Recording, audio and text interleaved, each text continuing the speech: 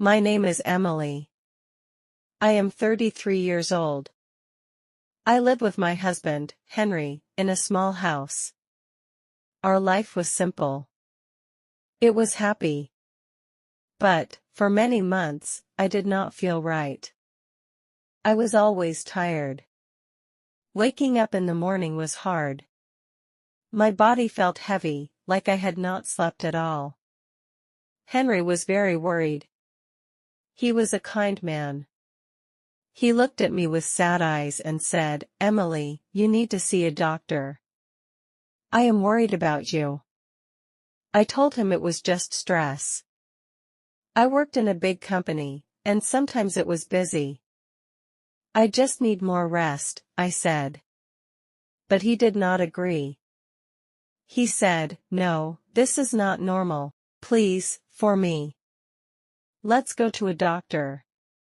He found a new doctor for me. His name was Dr. Milton. Henry said his friend recommended him. He said, Dr. Milton was the best. Henry took a day off from his work to come with me. He held my hand in the car and said, "Everything will be okay. We will find out what is wrong."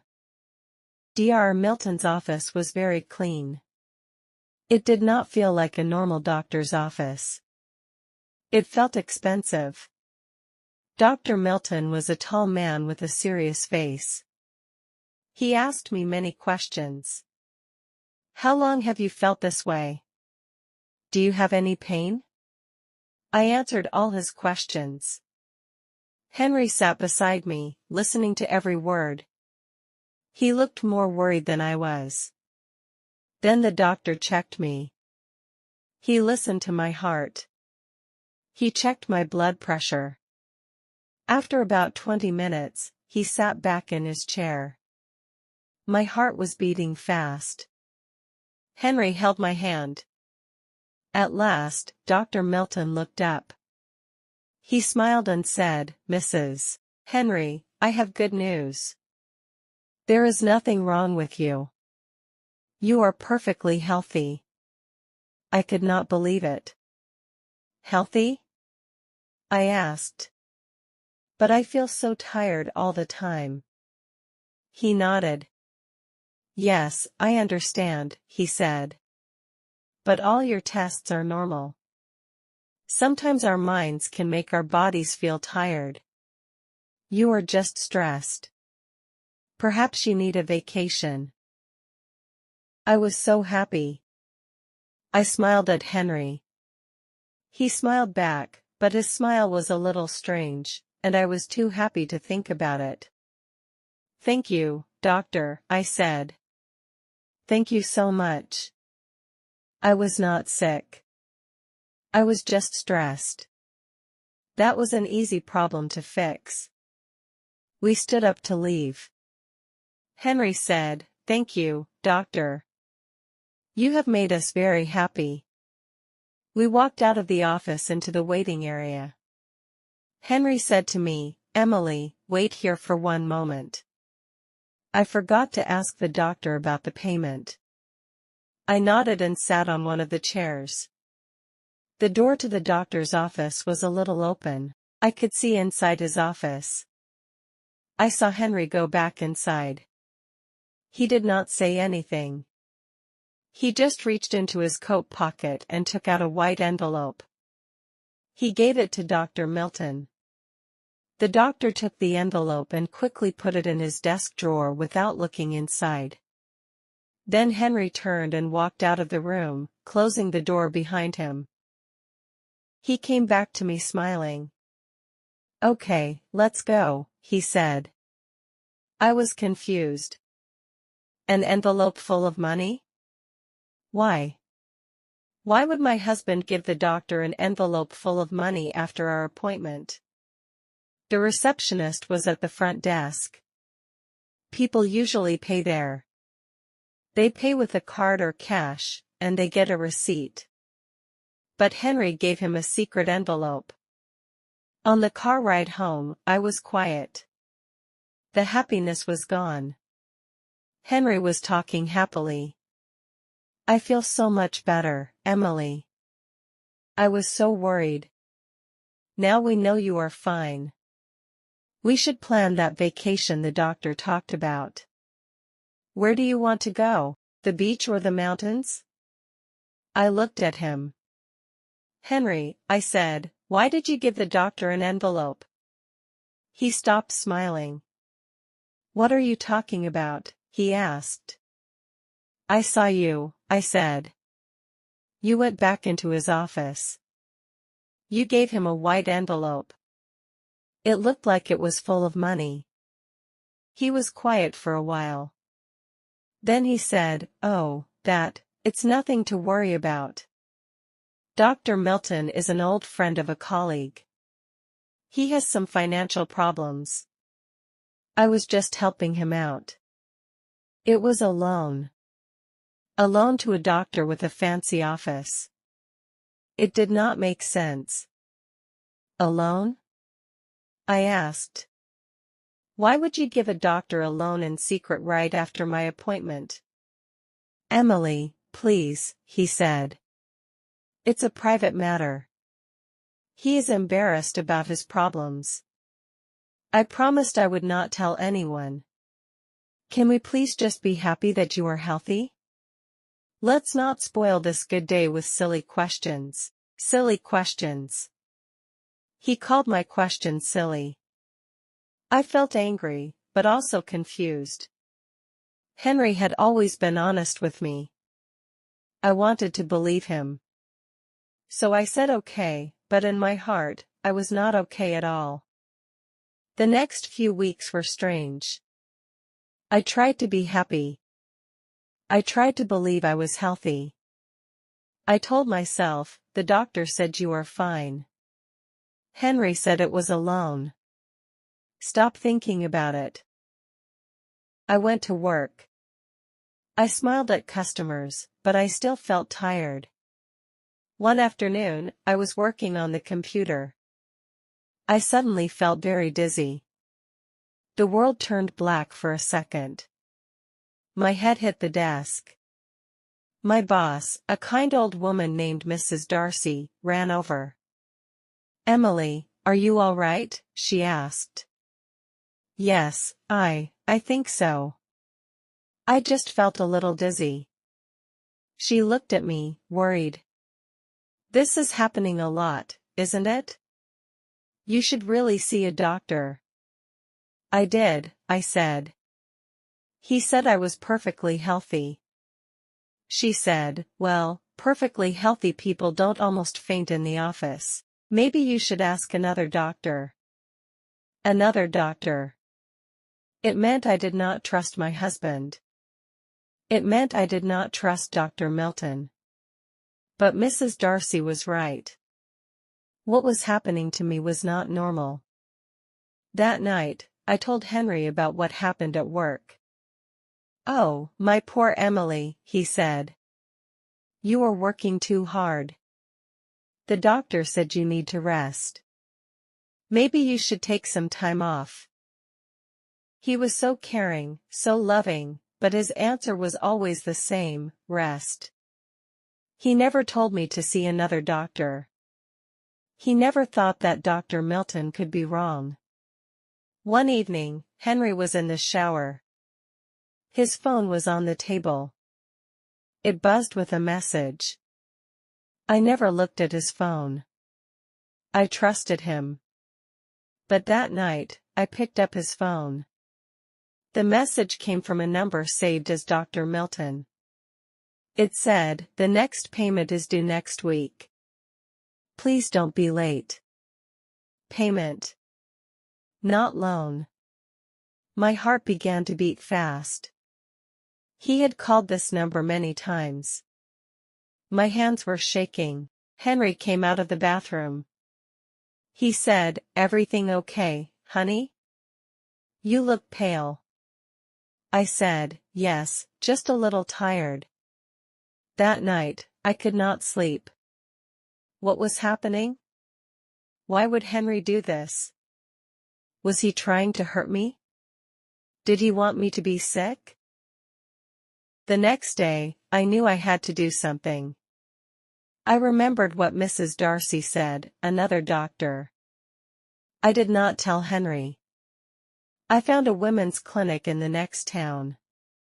I told Mrs. Darcy I was taking a sick day. I took a bus to the other town. I was very scared. What if this doctor also said I was healthy? Then I would know for sure that I was going crazy. The clinic was busy and very different from Dr. Milton's office. The doctor was a woman named Dr. Lauren.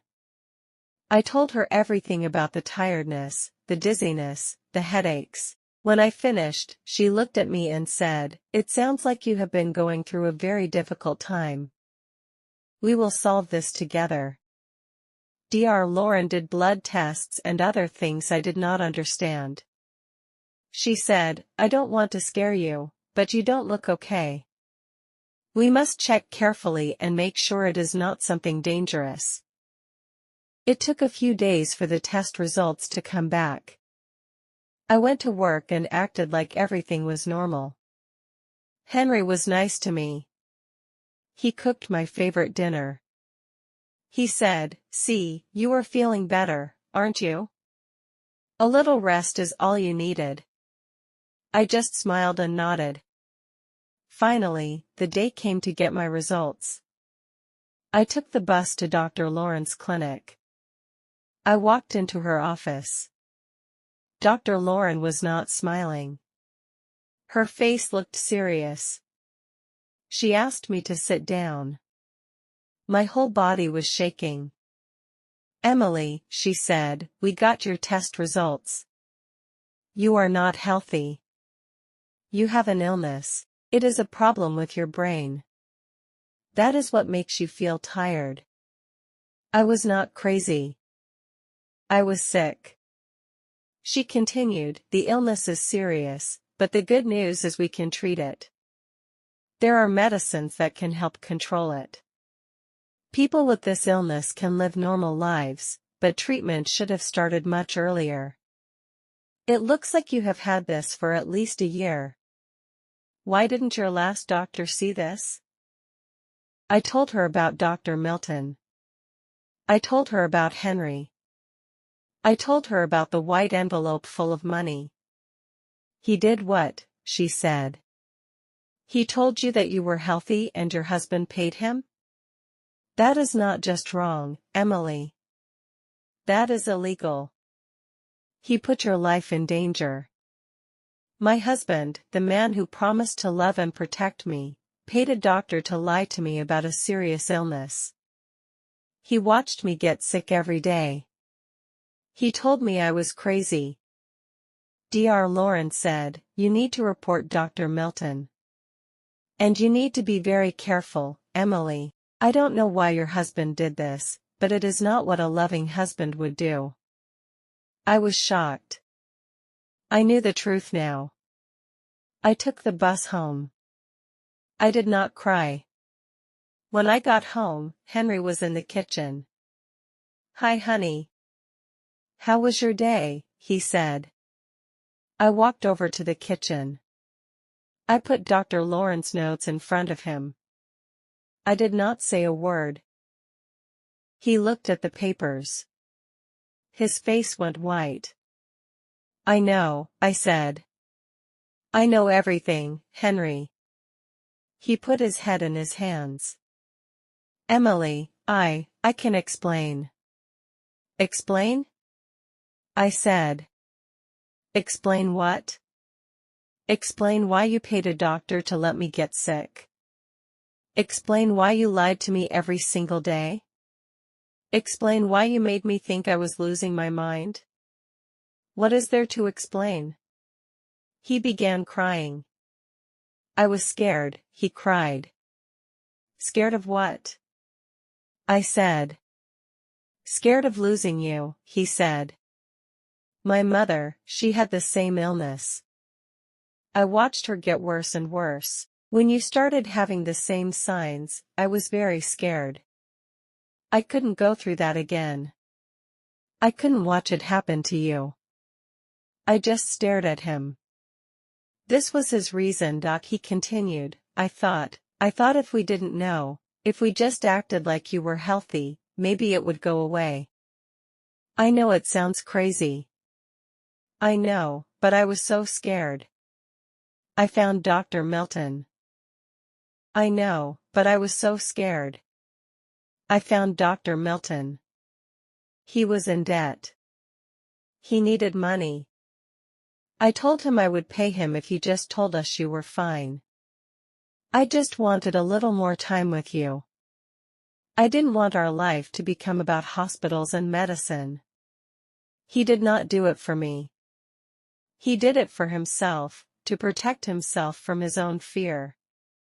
He was willing to sacrifice my health, my life, to avoid his own fear. Your mother, I said. Did she get treatment? Yes, but you decided I didn't deserve it, I finished for him. You decided to play with my life because you were scared. I looked at the man crying, and I did not know him. He was a stranger. I love you, Emily, he said. I love you so much. That's why I did it. No, I said. That is not love. Love does not lie. Love faces fear together. It doesn't hide from it and let the person you love suffer alone. I went into our bedroom and began to pack my clothes. He said, please, Emily, don't leave me. We can fix this. I'll do anything.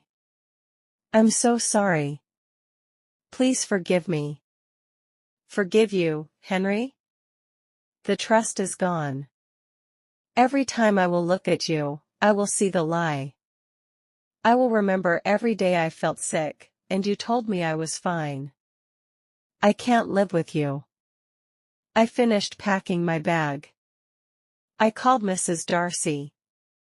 I told her what happened. She said, you can stay with me, Emily. You can stay as long as you want. I opened the door and walked out of the house. I did not look back. Soon, I filed for divorce from Henry. Sometimes the people who love us the most can hurt us the most. True strength is not ignoring problems. It is facing them, even when you are scared. If you liked this story, please like, comment, share, and subscribe.